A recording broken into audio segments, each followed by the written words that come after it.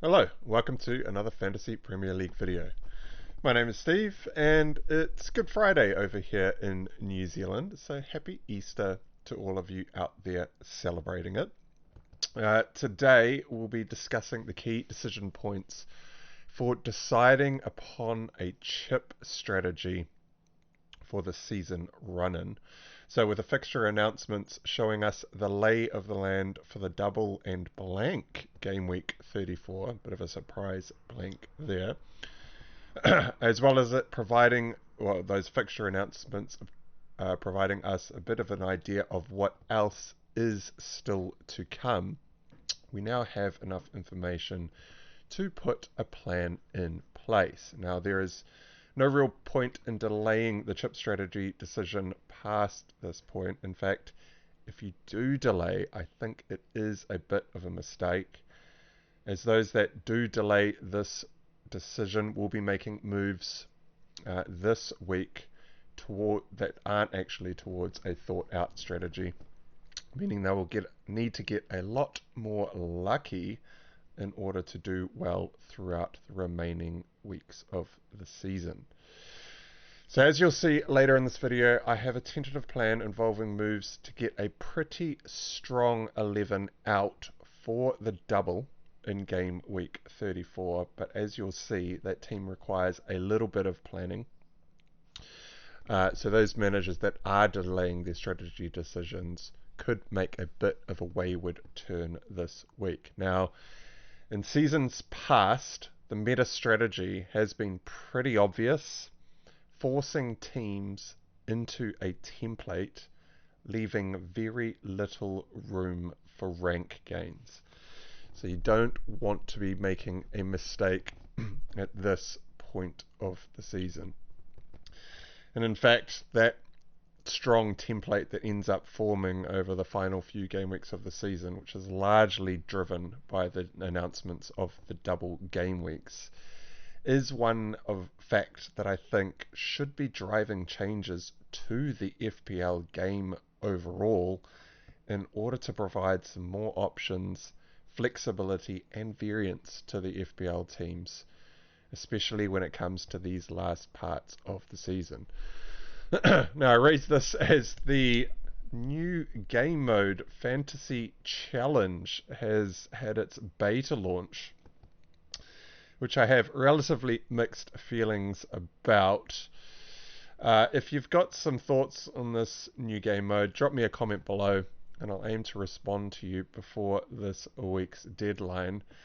My main comment about this new game mode is that it looks like it'll require a lot more management given the multiple deadlines that are set each week, which makes it near on impossible for any manager in the wrong time zone to complete effectively. Obviously, I'm over here in New Zealand. The deadlines are at like 2:30, 3 a.m. And if there's like 3 to 4 deadlines per week, that means I would need to be up checking team sheets at like 1 a.m. every single day, which just does not work for me over here in New Zealand, and probably for a lot of other managers in this side of the world. But anyway, I digress. Today's discussion is mostly going to focus around when to wildcard with bench boost considerations in mind. So make sure to give the following content a thumbs up and subscribe to the channel, especially if you get some value out of the following content. Now, to catch you up to play, I'm currently myself without my free hit. I used my free hit in game week 29, and I am relatively happy with how it's transpired. Game week 29, though, does go to show exactly why I generally favour not using the free hit in a blank game week, usually opting to play with 9 or 10 men, which if you manage to pull off, I think probably puts you in the strongest position for the season run-in. Now, as the fixtures fell this year, I think without using any chips around game week 29 would have been quite difficult to pull off, especially in those weeks leading up to game week 29. Now, yes, the game week score was low last week. There was an average of 12 points across the entire game. Number one in the world only managed to score 21 points in the game week. I myself managed to grab 19 points out of it. Copped Regulion's red card, which basically ruined all of my Brentford players immediately. I had more one-pointers than average, but I did manage to spike Gibbs White's? Yeah, 4-point assist, and he actually managed to get subbed off with the clean sheet still intact, so he picked up an extra point there. But unfortunately, I had Muniz rooted to the bench, first bench spot. It's the second game week in a row where I've had a high-scoring, ultra-differential first spot on the bench and did not come on, and Watkins was looking like he was actually going to miss out on that fixture. So Muniz paid first. I saw the brace go in. It was looking likely that Watkins would probably miss the game, but yet he did show up and stopped my Muniz points coming off the bench. That was pretty annoying. However, because I did in fact use the free hit, I don't actually have a team full of assets locked into my squad. And those assets obviously didn't do very well last week. In fact, I think that was one of the worst game week scores in FPL history. Probably one of the lowest averages that on record, especially since I've been playing the game anyway. So this is why I'm relatively happy with how it has transpired. I got a small green arrow of 4k. I got my team back. I've got a few flags sitting around in my squad to sucker Gabriel. Botman is obviously out for a long time, but I'm not too worried about that, as I do not need to use him for quite a while. Saka is almost certainly going to play this game week. I have put him on the bench because just to give you a very quick overview of what I'm doing this week, I've got 6.2 million in the bank, one free transfer. My move is going to be to sell Foden straight to Salah for free, captain Salah, and probably chuck the vice captaincy on Son. And that basically is my team selection video right there and then. Very quick, not too complicated.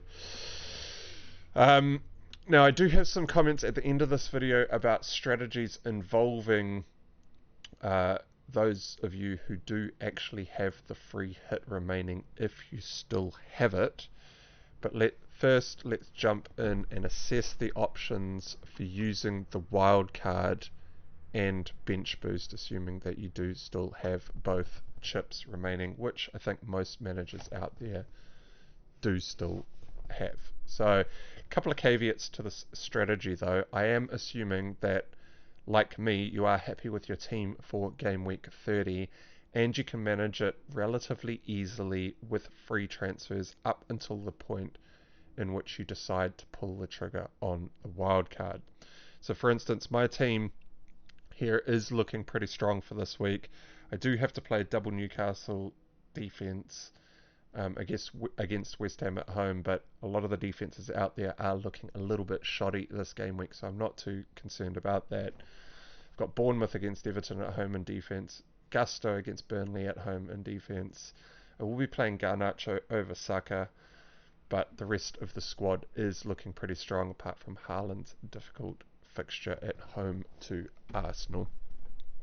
So if you are looking at a team that is full of injuries, meaning you're forced into transfers within certain positions that may delay you getting players like Salah and Son into your squads, and you're not really well set up for the run into double game week 34, then I would definitely look to wildcard as soon as possible. There are only 9 game weeks remaining, and you could lose quite a lot of ground over the next few game weeks as you try to remedy your team if it is in particularly bad shape.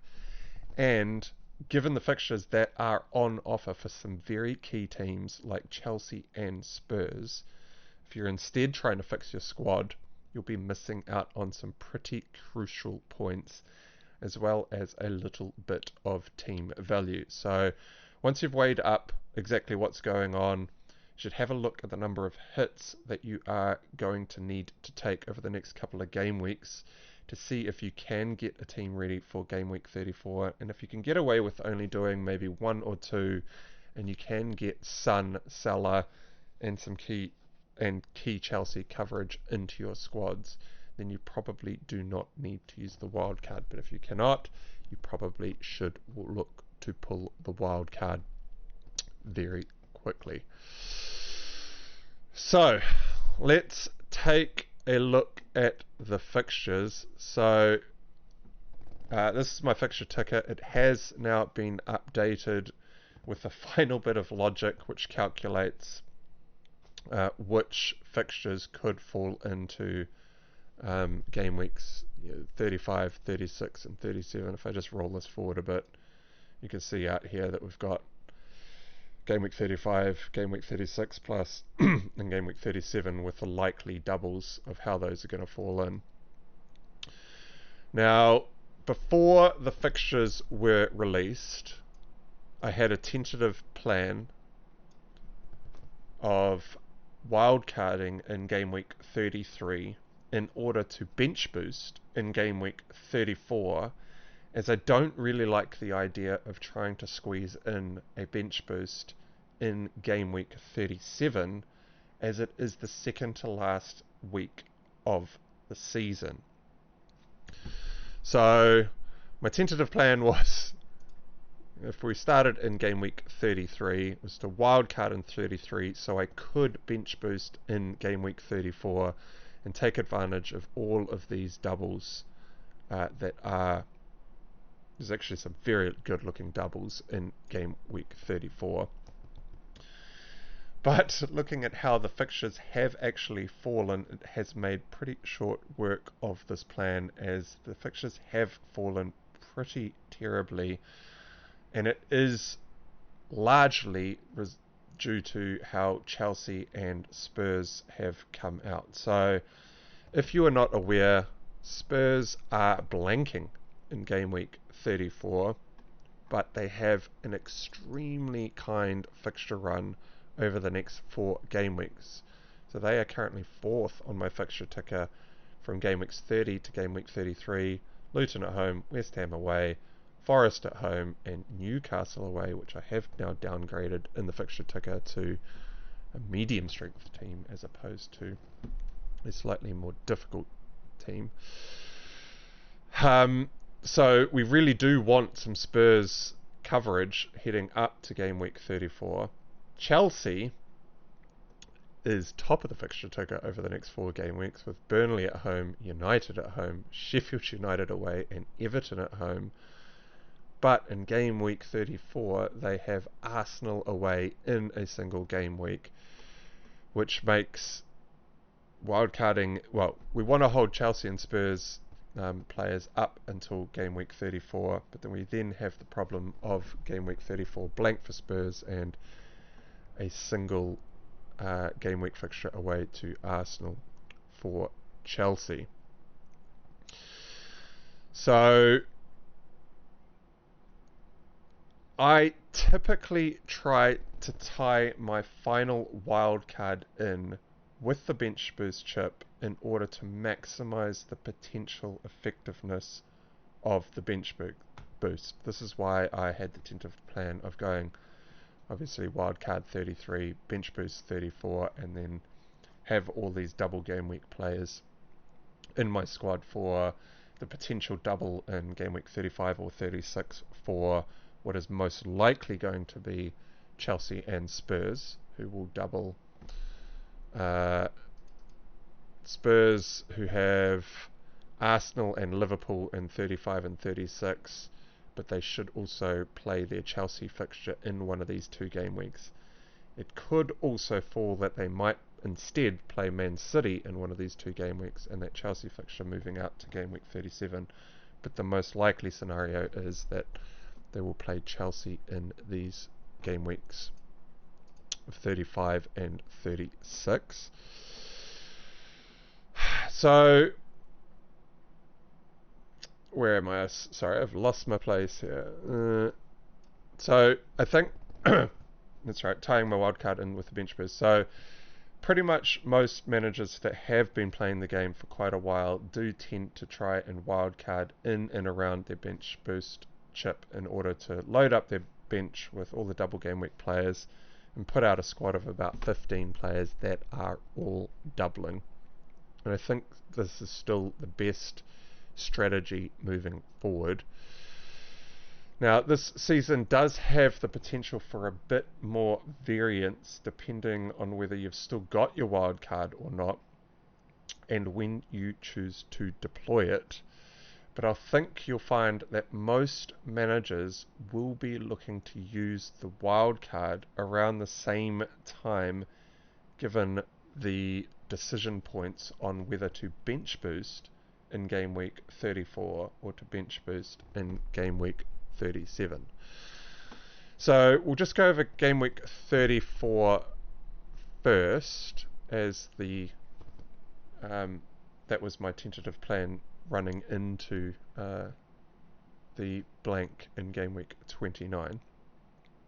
So the two key teams that I have already mentioned are actually Spurs and Chelsea, where Spurs blank and Chelsea have the single game week away to Arsenal, with both teams having a very decent run of 4 fixtures heading into game week 34, and both Chelsea and Spurs have 2 doubles remaining to play, one of which will fall in game week 37 and the other that will most likely fall in game week 36 but could also fall in game week 35.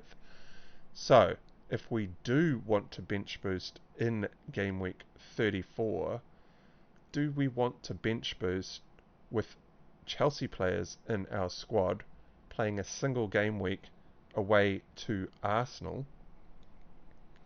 That doesn't sound ideal.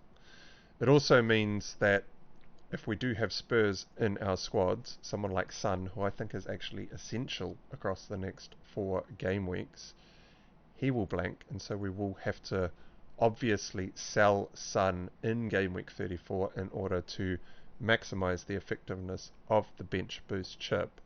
And so it looks like if you do want to bench boost in game week 34, you may need to take quite a few hits in game week 34 in order to get out a pretty strong bench boost, and that actually takes away from the points potential of the bench boost chip overall. So for me, excuse me, I've already got 2 Chelsea players in my squad of Palmer and Gusto, and I already have Son in my squad too. Now I definitely want to hold all 3 of these players across the next 4 game weeks, and these 3 players are actually going to be hugely beneficial after game week 34, as they all double and everyone's going to be wanting Palmer and Son, assuming that they are still fit. Now I could sell them all and buy them back on a wild card, but I would have to sell them in game week 34 for a couple of hits, and as I said, that will actually detract from the bench boost in game week 34. So bench boost game week 34 is actually ruled out for me, given the structure of my squad now and heading over the next 4 game weeks.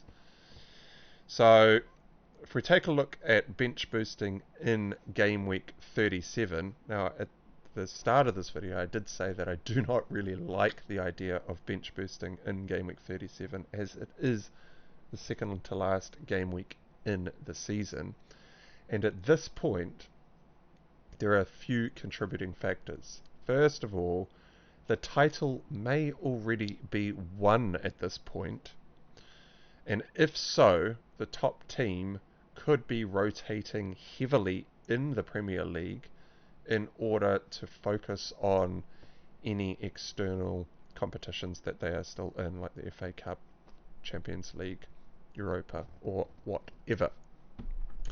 Now this, like last season, I think Man City basically had the Premier League locked up pretty early.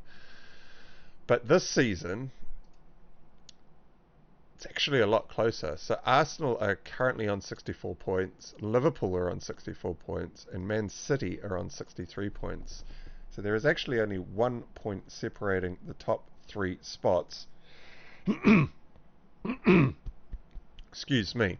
So it looks like by game week 37, the title race is probably still going to be quite close. However, we will have to keep an eye on this over the next coming game weeks, because say, I don't know, if City and Liverpool drop a whole bunch of points over the next few game weeks, Arsenal could be well free and clear by the time game week 37 rolls around.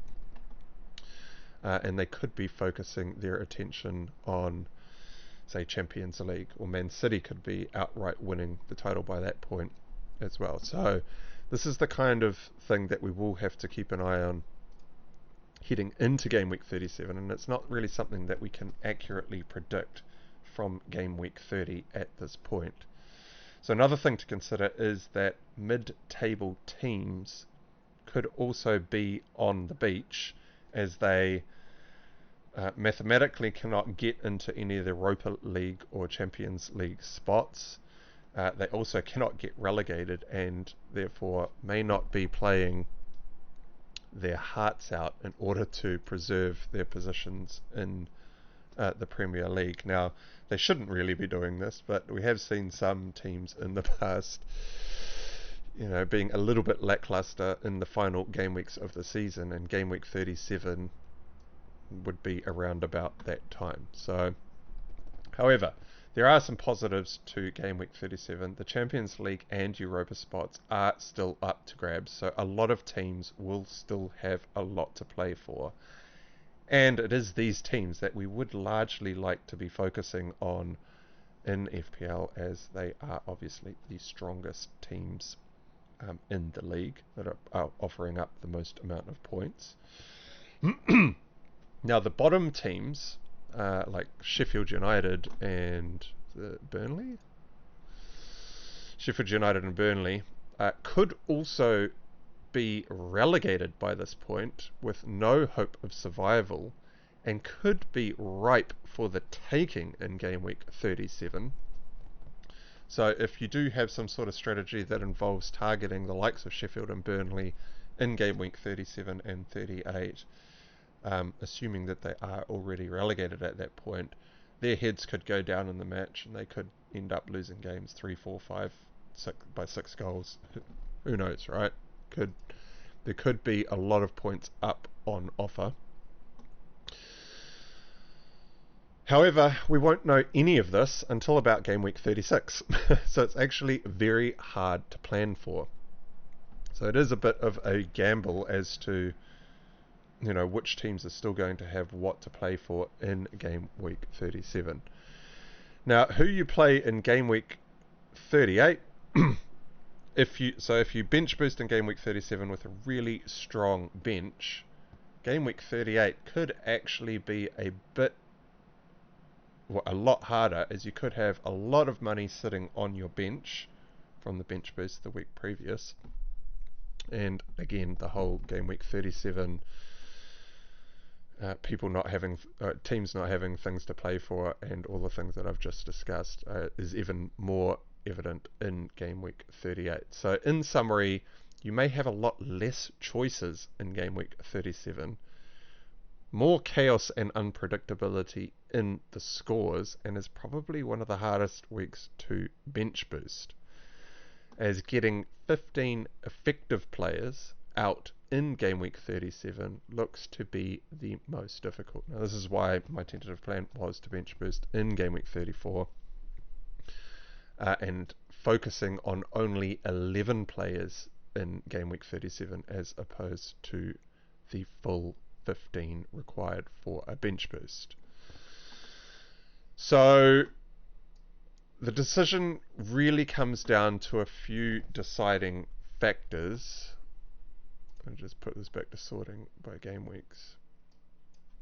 And the first of all is, how much importance do you place on owning Spurs players for the run into game week 34, and who and how many?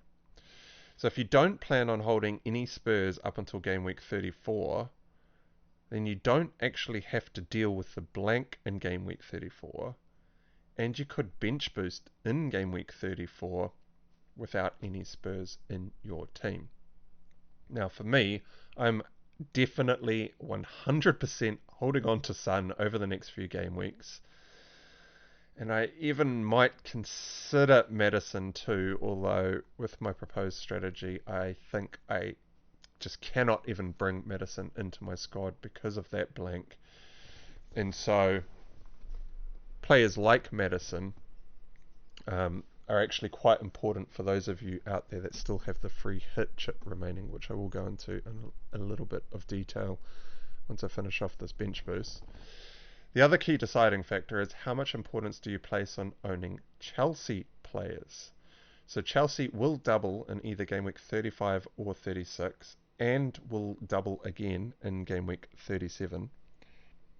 However, they play Arsenal away in game week 34, but also have, as I see it, the best set of 4 fixtures running into game week 34. So in my team, I am definitely 100% holding on to Palmer and Gusto for the next 4 game weeks.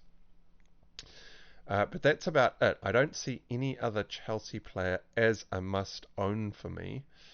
I do see a little bit of talk in the community about Nicholas Jackson potentially coming in. However, be very, very, very careful bringing Jackson into your squad, as he is on 9 yellow cards, and he will get a 10th yellow card within the next couple of game weeks, almost certainly, without a doubt. He gets yellow cards from sitting on the bench. Like, he is definitely going to get a yellow card over the next coming run of game weeks, and it is not a 1-game suspension if you hit 10 yellow cards. It is a 2-match suspension, and so you do not really want to be missing out on 2 fixtures in a row in heading up into game week 34, as you might end up missing, say, Sheffield United and Everton, if he does pick up his 10th yellow card, say, in the United game. Or you might quite easily miss this Sheffield United game if he picks up a yellow card in the next 2 fixtures.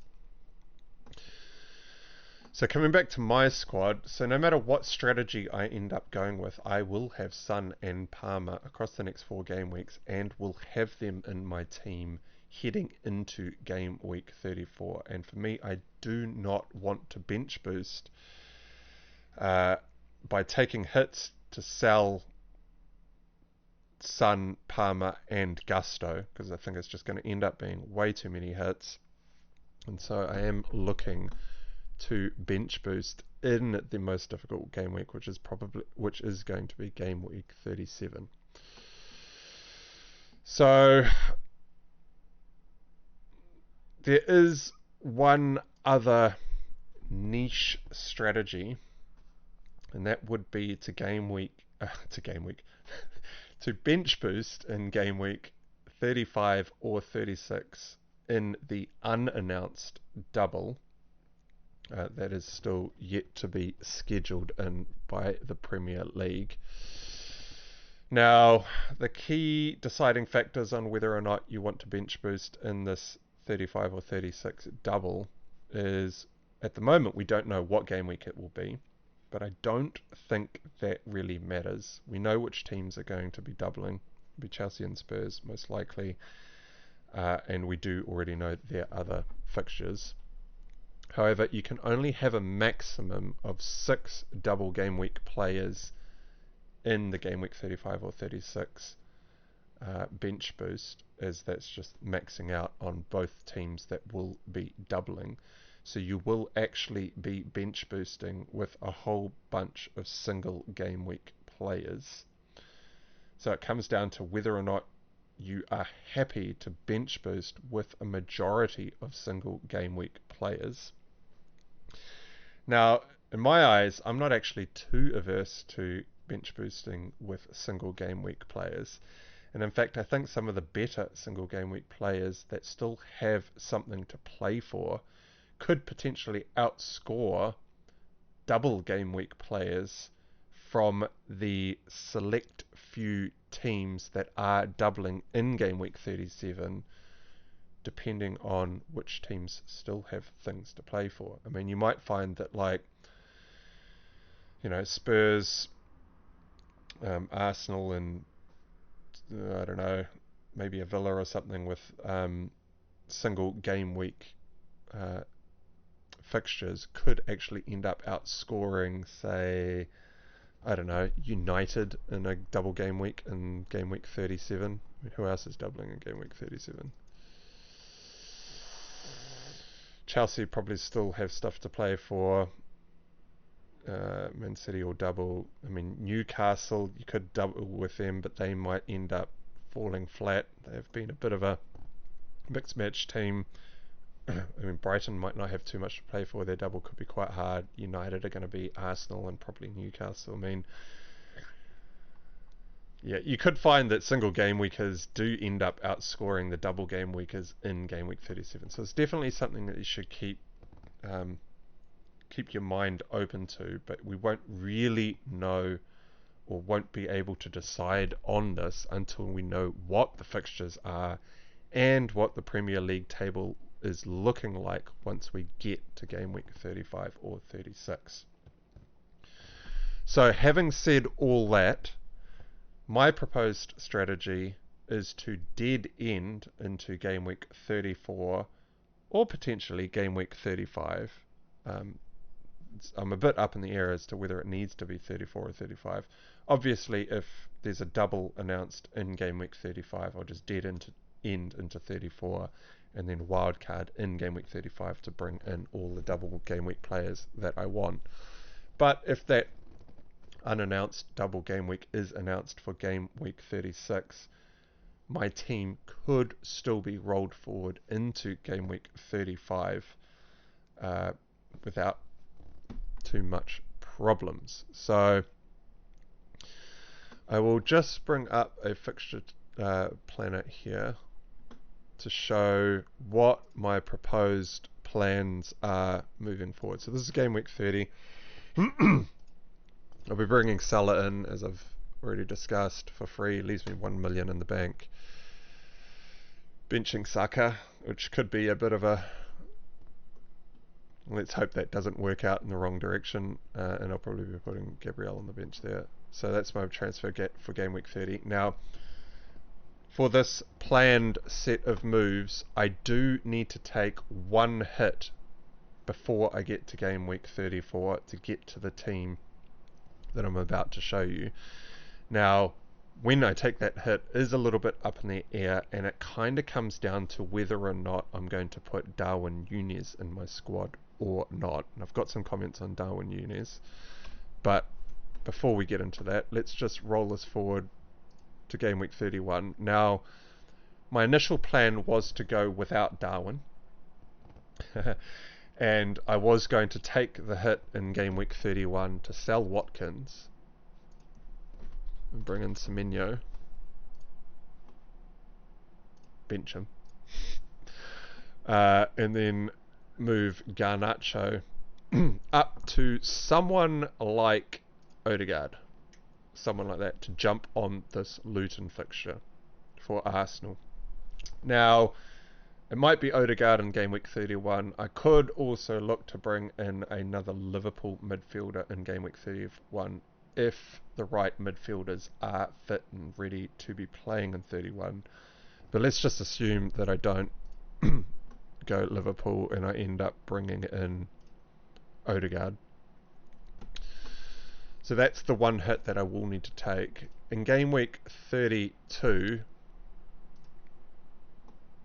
don't know who I bench here, probably Burn, someone like that. Basically, Semenyo ends up sitting on my bench until game week 34. Now, I could roll in game week 32. I could not. At some point, I'm going to be bringing in either Allison or Kelleher, depending on whether or not Allison is actually going to be back. I probably wouldn't bring in Allison for this United game. I would probably just roll with Dubravka, assuming that Pope is not back by this point. But anyway, if Pope is back somewhere around here, let's just say I bring in Allison at this point. Then in game week 33, I end up basically... I do use a transfer in game week 33, and that was to bring in someone like a Tyreek Mitchell. Maybe.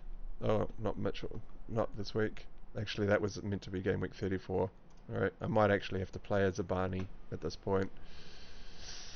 And then in game week 34... let's assume I brought Mitchell in this game week.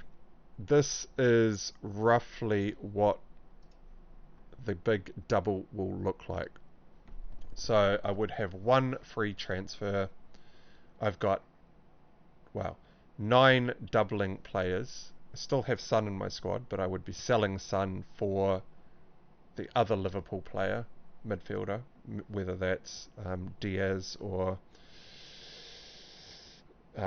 Jota, if Jota is back by this point, and I think Jota should be back by this point based on projections, but let's just put Jota in, assuming that he's back.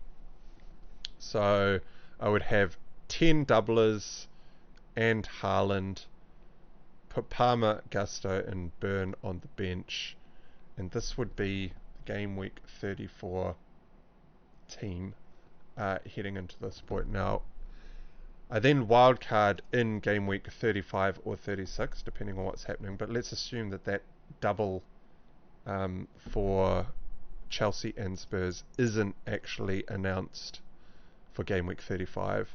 I can actually roll this team forward to this point. I would have maybe 2 Arsenal playing Tottenham away. That's not too bad. I think that game's probably full of goals. Liverpool away to West Ham for my triple up on Liverpool with Salah, Jota and Alisson. I mean, this squad, I'd be very confident rolling this squad out in game week 35 as a dead end into there, and I would also have one free transfer at this point before pulling my wild card. So that's option number 1. As I said, that's an option which ends up dodging Darwin Núñez. So if I just made the exact same set of transfers but went with Darwin instead, it'd end up looking something like this. Instead of Jota, I'd have Darwin as my third Liverpool player. I would have Eze in here. And that would have worked out to be roughly the same. So it really comes down to Semenyo and someone like Diogo Jota or Luis Diaz versus Eze and Darwin Núñez. So that decision, unfortunately, will need to be made, in my squad at least, in game week 31 as I sell Watkins for his fixture away to Man City in game week 31. So I don't need to make the decision right now, and we will have more information by game week 31, but I will need to make the Darwin and Eze decision versus Semenyo and someone like Diogo Jota next week in order to be set up for game week 34. Now, on Darwin Núñez, my initial thoughts on Darwin Núñez are, if you have been following the channel for a little while, you'll know that I don't really rate Darwin's ability to finish goals. However, he is going to be one of the most sought after assets with Liverpool's run of fixtures into game week 34, as well as their very kind double away to Fulham and away to Everton in game week 34, and with lots of managers probably looking to sell Watkins in game week 31, which is also my plan. I think many managers are just going to jump straight onto Darwin as a bit of a no-brainer move. So if I do decide to go against Darwin Núñez, it will be going against a very, very, very heavy EO, which could absolutely decimate my rank if he manages to sink a few goals and my alternative option to Darwin Núñez doesn't manage to keep pace. So this decision is actually going to be quite a big decision. Now, I don't have to make this decision this week. It will be a game week 31 decision. However, this is feeling very much like the Richarlison decision earlier in the season, and it is actually Richarlison that I went against that massively destroyed my rank over a specific run of fixtures where everyone brought Richarlison into their squads. Now, unfortunately, the community... So if you haven't been following the channel for a while and you're new to the channel, earlier on in the season, the community ended up piling onto Richarlison, who I did not at all like, as I don't really rate Richarlison's ability to finish goals either. And as the community piled into Richarlison, Richarlison's record was that he had only scored 2 goals in about 19 Premier League fixtures. Might have even been more than 19 Premier League fixtures. It was something ludicrous like that. And I'd been watching Spurs quite closely, and I could see why Richarlison hadn't been scoring too many goals, because his finishing wasn't quite there. And I opted to go against Richarlison. However, as soon as that decision happened, he then went on to score 8 goals in the next 9 fixtures and kind of knocked me out of the top 20k in the world all the way down to about 150k or something, 180k or whatever the drop was over that series of game weeks. And so I think, in all honesty, Darwin Núñez is actually a worse finisher than Richarlison. I think Richarlison, having watched Richarlison score some of those goals, he's scored some very difficult goals across that 8 or 9 run of fixtures. As you can see, it's still ruining me, and I'm still very angry about this, but I'm getting the same vibes. I can see myself going against Darwin again, and then somehow him having a turn of form and just all of these goals going in with everyone else in the community being on a Darwin Núñez. However, with Darwin Núñez, he is on 8 yellow cards, and so he does actually come with a lot more risk added to the mix, because if he cops 2 more yellow cards, he also, like Nicholas Jackson, who I just mentioned, would be missing out on 2 Premier League fixtures. Now, considering most people would be looking to bring him in game week 31, assuming that he doesn't get a yellow card in game week 30, you probably still go with Darwin Núñez if you are the type of manager who wants to bring in a Darwin Núñez, and just hope like hell that he doesn't get 2 yellow cards over the next coming fixtures, and that he doesn't miss one of these 2 fixtures in game week 34. However, like I said, I think Diogo Jota is actually due back sometime around there. Can't remember the exact date. Expected back the 7th of April. 7th of April is game week 32 for Jota, which is a couple of weeks before the double in game week 34.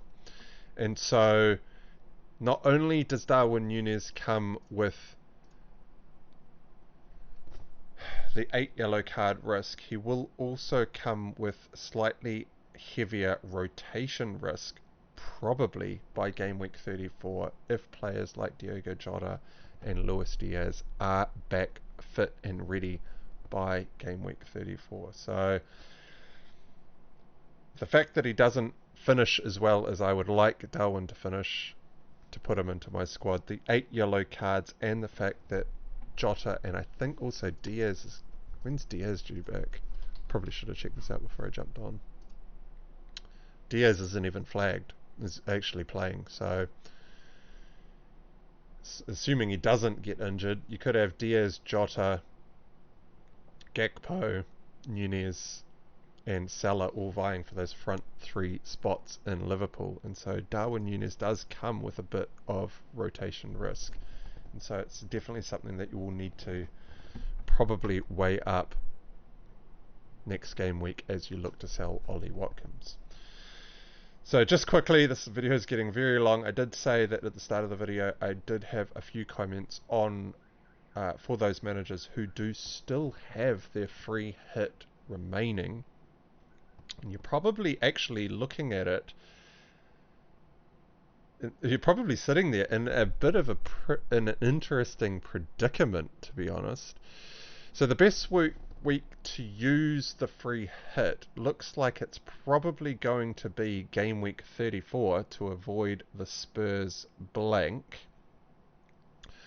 Now, if you do go down this strategy, it does mean that you can load up on Spurs and Chelsea players now, taking advantage of the immediate fixture run across the next 4 game weeks, and also being set up for their 2 remaining doubles after game week 34.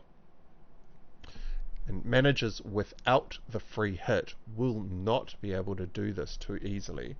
So if I didn't, for example, if I didn't have Gusto in my team right now, I don't know if I would actually be buying Gusto now, given the fact that they have to play Arsenal in a single game week in game week 34. Obviously, I'm going to keep him for the run heading up to that point, but managers without the free hit won't actually be able to jump on these players all too easily.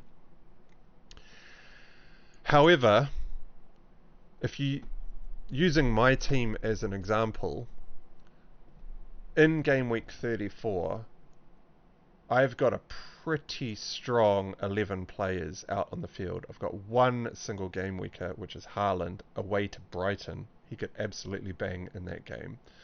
And everyone else is pretty strong. And so using the free hit in game week 34 will not diversify you very much from what most teams will be able to get to with just 1 or 2 hits heading up to that point. So deploying the free hit in game week 34 will save you any hits that other managers like myself will need to take over the next coming game weeks. But the real advantage to using the free hit in game week 34 is in loading up on Chelsea and Spurs players if you think they are worthwhile bringing into your squads for these next 4 game weeks. So the free hit in game week 34 might not actually net you many more points in game week 34, probably very similar to game week 29, right? So everyone scored terribly in game week 29 whether you use the free hit or not, and so on the face of it, it looks like the free hit was actually, well, a lot of players are saying that, oh, it was a terrible idea to free hit in game week 29, whereas I think the strength of actually free hitting in 29 was the fact that before game week 29 I could have a pretty strong team not worrying about the blank, and after game week 29 I've got a pretty strong team heading into the end of the season. That's where I found the strength in using the free hit this season. But if you are looking to free hit in game week 34, you need to basically maximize the next few game weeks heading into game week 34. Now, that is not the only option if you still have the free hit remaining. If you have a team similar to mine and you can get to game week 34 like this with about 1 or 2 hits, it might actually be smarter to save the free hit for a very niche strategy of free hitting on the final game week of the season. So this, if you have your free hit, wildcard and bench boost remaining, I would seriously consider dead ending into game week 34, wildcarding in game week 35, bench boosting in game week 37, and then free hitting in the final game week of the season. And I myself would be very tempted to do that. And the reason for that is in game week 37 all teams play at exactly the same time, so you have a much more increased chance of finding out team sheets heading into game week 37. So you do not at all have to worry about predicting who's still got things to play for in game week 38. You could load up on all those teams that are going for Champions League, Europa spots. You could ditch all those top teams that are rotating heavily for the likes of Champions League and Europa or whatnot, and you could look to target those teams that are basically already relegated in game week 38, which have very little to play for, and could be a bit of a niche strategy that you look to deploy.